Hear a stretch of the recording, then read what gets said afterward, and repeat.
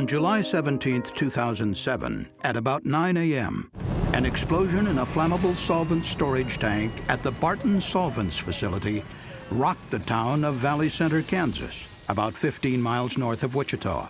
Based on equipment testing, laboratory analysis, and interviews and documents, here's what the CSB believes most likely happened on July 17, 2007. About 8:30 on the morning of the accident, a tanker trailer arrived to transfer a non-conductive solvent known as varnish makers and painters, or VM&P naphtha, into a storage tank.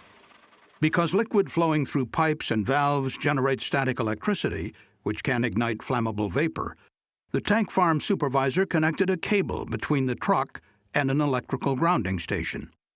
In addition, all the equipment involved in transferring the liquid was bonded, that is, connected together with electrical conductors and grounded. Inside the 15,000-gallon storage tank, there was a device for measuring the liquid level. A metal tape, which was grounded, was suspended from pulleys and connected to a metal float by a loose, flexible linkage assembly. This linkage presented a hidden danger during the filling of the tank. The solvent was pumped from 3 tanker trailer compartments into the tank.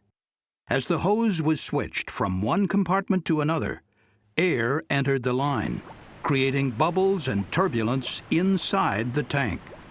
A static electrical charge built up in the non-conductive liquid. Meanwhile, the space above the liquid was filled with an explosive mixture of vapor and air. The swirling, turbulent liquid caused the float to drift and rock, creating slack in the metal tape. This allowed a gap to form intermittently in the linkage assembly, interrupting the grounding of the float. The metal float accumulated a static electrical charge. About 9 a.m., a spark from static electricity ignited the vapor-air mixture, causing a massive explosion. The CSB recommended that OSHA advise MSDS preparers to evaluate each product to determine its potential for accumulating static electricity and to form an ignitable vapor-air mixture inside a storage tank. Each liquid should be tested for electrical conductivity, and the results included in the MSDS.